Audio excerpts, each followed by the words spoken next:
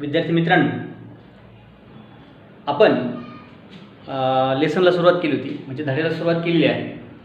आपण अल्जेब्राचा म्हणजे बीजगणिताचा पहिला धडा बघतोय. दोन चलातील रेषीय समीकरण म्हणजे लिनियर इक्वेशन्स इनटू व्हेरिएबल.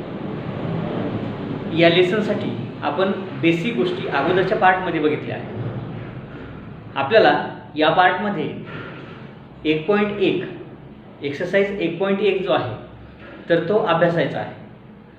ठीक आहे, तर आपण अभ्यास 1.1 बघणार आहोत. त्यासाठीची जी पद्धत आहे मित्रांनो, तर ती आहे एका चलाचे निरसन करण्याची पद्धत. चलाचे निरसन करू.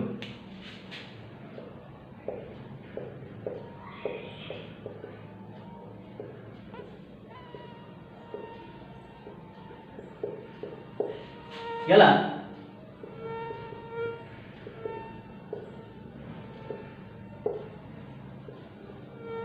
एलिमिनेटिंग वन व्हेरिएबल असं म्हणतात.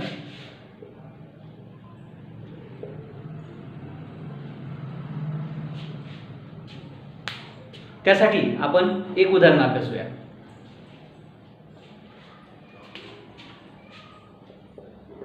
(5x - 3y = 8.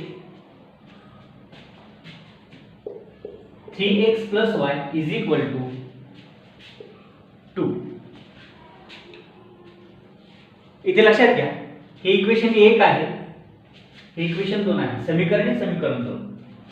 आता इथे आपल्याला लक्षात घ्यायचे चल कशाला म्हणतात. या अगोदरच्या पार्टमध्ये आपण चल कशाला म्हणतात ते बघितलेले. तरी सुद्धा लक्षात घ्या मित्रांनो, इथे x आणि y हे चल आहे आणि बाकीच्या ज्या संख्या आहेत जसं की 3, 3, 8, 3, इथे 1 आहे, इथे 2 आहे, तर ह्या वास्तव संख्या आहेत. ठीक आहे, आणि आपल्याला इथं एका चलाचं निरसन करायचं आहे, म्हणजे एक चल गायब करायचं आहे. निरसन करणे, गायब करणे, काढून टाकणे, एलिमिनेट करणे. ठीक आहे, मग आता व्हेरिएबल एलिमिनेट करत असताना व्हेरिएबलचे कोइफिशियंट म्हणजे सहगुणक सारखे असले पाहिजेत. कोइफिशियंट इक्वल असले पाहिजे. उदाहरण पहा, समजा इथे पण 5x आहे आणि इथे पण 5x आहे. तर इथे लक्षात घ्या, x च्या सोबतीला ही जी संख्या आहे तर ही त्याची कोइफिशियंट आहे म्हणजे सहगुणक. इथे सुद्धा x च्या सोबतीला 5 आहे, हा 5 या x चा सहगुणक आहे म्हणजे कोइफिशियंट आहे. आणि आपल्याला इथे लक्षात येईल की x चा कोइफिशियंट जो आहे तो सारखा दिसतो म्हणजे इक्वल दिसतो, सहगुणक सारखा आहे. ठीक आहे, मग इथं सारखे आहे, पण जर समजा इथे 2 असते तर इथे यांचे सहगुणक सारखे नसते म्हणजे कोएफिशिएंट आर नॉट इक्वल. ठीक आहे, आणि या पद्धतीने गणित सोडवत असताना कोणत्या तरी एका चलाचे कोएफिशिएंट इक्वल असले पाहिजेत. कोणत्या तरी एका चलाचे सहगुणक सारखे असले पाहिजे, हे ध्यानात ठेवा. मग आपल्याला जर इथं समीकरण दिलेले आहेत 2, तिथं आपल्याला बघायचंय की कोणत्या समीकरण म्हणजे कोणत्या चलाचे सहगुणक सारखे आहेत. बघा, इथे 5x आहे पण इथं 3x आहे, इथे 3y आहे पण इथं नुसता y आहे म्हणजे 1y आहे. म्हणजे या दोन्ही समीकरणांमध्ये सहगुणक सारखे नाहीत, कोएफिशिएंट आर नॉट इक्वल. मग त्यासाठी आपल्याला काय करावं लागेल मित्रांनो, कोणत्या तरी एका समीकरणाचे एका चलाचं, समजा आपण y चा विचार केला तर इथं जसं 3 आहे तर इथे सुद्धा 3च आले पाहिजे 1 च्या जागेवरती. म्हणजे दोन्ही समीकरणामध्ये y या चलाचे म्हणजे y या व्हेरिएबलचे सहगुणक म्हणजे कोएफिशिएंट सारखे झाले पाहिजे किंवा x चे झाले पाहिजे. आता इथे लक्षात घ्या, y चे कोएफिशिएंट सारखे करणं, इक्वल करणं अगदी सोपं आहे. म्हणून आपण इथं y ला एलिमिनेट करतोय म्हणजे y चे सहगुणक सारखे करणार आहोत. म्हणून इथे 3 आहे तर ह्या 3 ने ह्या समीकरणाला मल्टिप्लाय करायचं, या समीकरणाला. म्हणून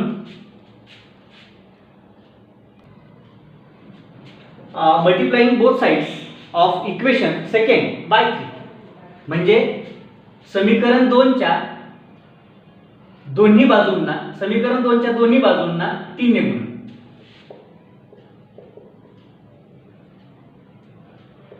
समीकरण 2च्या दोन्ही बाजूंना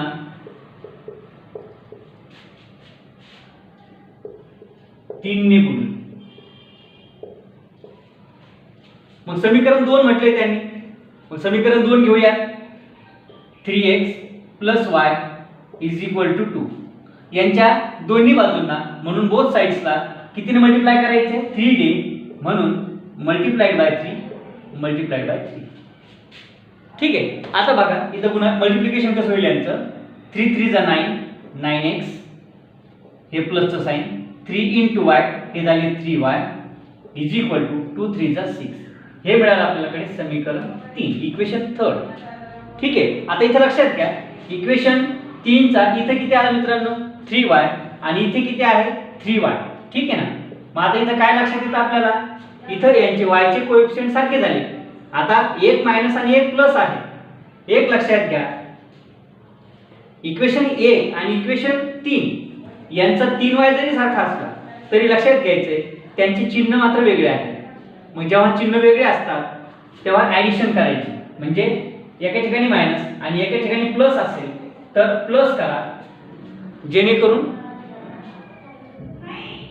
ते व्हेरिएबल किंवा ते व्हेरिएबल एलिमिनेट होतं, कॅन्सल होतं. हे लक्षात घ्या. एक साइन ध्यानात ठेवायचं आपल्याला. एक मायनस आणि एक प्लस असेल तर प्लस करायचं. ठीक आहे मित्रांनो. म्हणून आता बघूयात आपण इक्वेशन 1 आणि 3 मध्ये 3y आपल्याला काढून टाकायचं. मग आपण इक्वेशन 1 आणि 3 ची ऍडिशन करतोय. म्हणून ऍड इक्वेशन फर्स्ट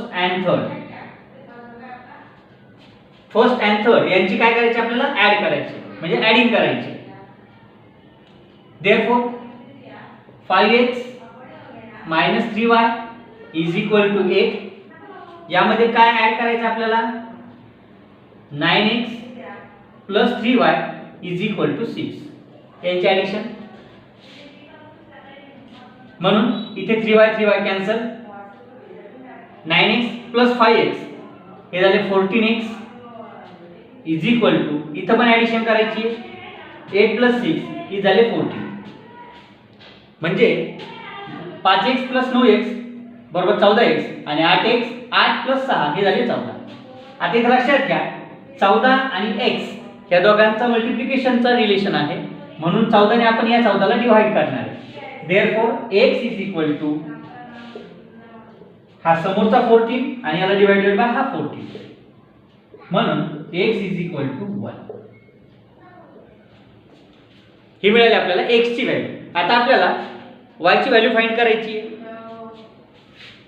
हे समीकरण सोडवायचं म्हणजे इथे ध्यानात ठेवा, x आणि y च्या व्हॅल्यू फाइंड करायच्या आहेत, ज्याच्यात आपल्याला x ची व्हॅल्यू मिळालेली आहे. आता आपण काय करू, ही x ची व्हॅल्यू इक्वेशन 1 मध्ये, 2 मध्ये किंवा इक्वेशन 3 मध्ये ठेवू, जेणेकरून आपल्याला y ची व्हॅल्यू मिळून जाईल.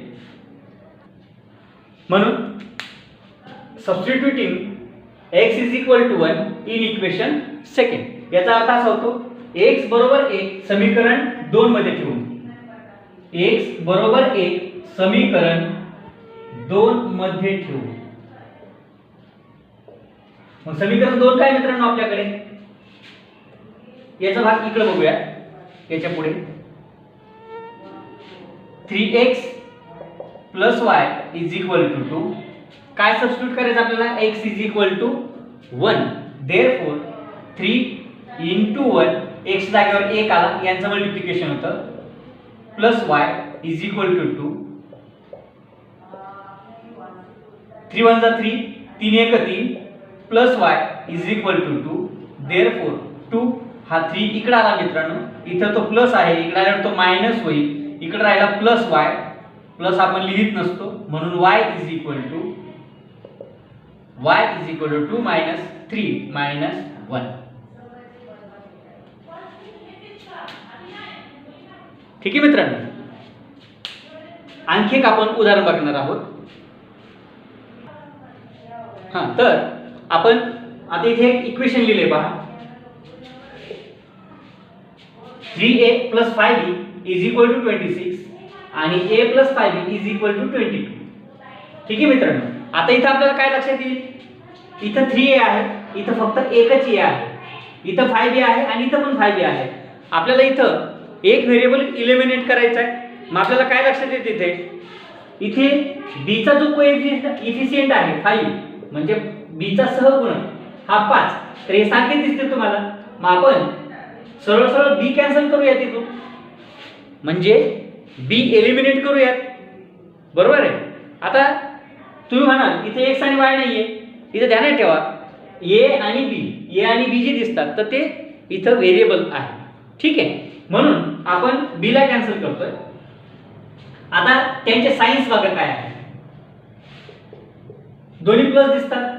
मग जेव्हा दोन्ही पण प्लस असतात ना मित्रांनो, तेव्हा मायनस करायचं, ठीक आहे. अगोदर काय बघितलं आपण, एक प्लस आणि एक मायनस असेल तर काय करायचं, प्लस करायचं. आता इथं काय लक्षात घ्यायचंय, जर दोन्ही प्लस असतील तर काय करायचं, मायनस करायचं. म्हणून आपण काय करतोय, इथे कोएफिशिएंट सारखे असल्यामुळे, सहगुणक सारखे असल्यामुळे याचे सहगुणक सारखे करण्याची गरज नाहीये. मग आपण डायरेक्ट काय करणार आहे, ह्या दोघांचं सबट्रॅक्शन करणार आहोत, म्हणजे वजाबाकी करणार आहोत, हे लक्षात घ्या. तर subtract equation second from first, subtract equation second from first, ठीक आहे. मग सेकंड फ्रॉम फर्स्ट म्हटलं म्हणजे फर्स्ट मधून सेकंड मायनस करायचा आहे, तर मग फर्स्ट आपल्याला पहिल्यांदा लिहावं लागेल. म्हणून 3a plus 5b is equal to 26. याच्यातून काय मायनस करायचं आहे, इक्वेशन सेकंड म्हणजे a plus 5b is equal to 22. यांचं आपल्याला करायचं सबट्रॅक्ट, इथे पण सबट्रॅक्ट.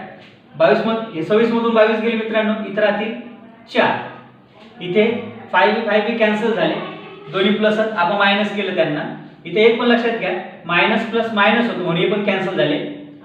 इथे तुम्ही साइन चेंज करू शकता, किंवा हे दोन्ही प्लस आहेत म्हणून हे मायनस झाले. आणि 3a मधून इथं 1a, 3a मायनस 1a, इथं राहिला 2a. 3a मायनस 1a, तेव्हा आपल्याकडे राहिला 2a. परत यांच्या दोघांचं मल्टिप्लिकेशनचा रिलेशन आहे, म्हणून a is equal to 4 divided by 2. हा 2 तिकडे डिवाइड मध्ये गेला राईट साइडला, म्हणून a इज इक्वल टू 2 2 4, इथं राहिले 2. a ची व्हॅल्यू मिळाली.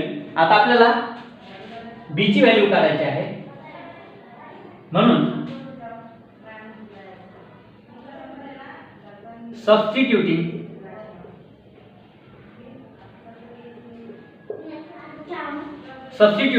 Equation, substituting a is equal to 2 in equation, आपल्याला इक्वेशन सेकंड मध्ये a ची व्हॅल्यू पुट करायची in equation second. Therefore equation second काय आपल्याकडे, a plus 5b is equal to 22. a ची व्हॅल्यू पुट करा, म्हणून इथं आले 2 plus 5b is equal to 22. हा 2 इथं प्लस आहे, तिकडे जाऊ द्यायचं त्याला, म्हणजे 22 मायनस 2, हा प्लस 2 तिकडे गेला मायनस 2 झाला. इथं काय राहिलं आपल्याकडे 5b, इथं 22 मधून 2 मायनस झाला, इथं आपल्याकडे राहिले 20, इकडे राहिले 5b. म्हणून यांचं मल्टिप्लिकेशनचं रिलेशन आहे, 5 तिकडे डिवाइड मध्ये जातील, 20 divided by 5. Therefore b is equal to 5 1 जा 5, 5 4 जा 20, 5 चौक 20. म्हणून इथं b ची व्हॅल्यू 4 मिळते. म्हणून आपल्याला सगळ्यात शेवटी काय मिळतं मित्रांनो, लिहा ans, answer a is equal to 2 and b is equal to 4.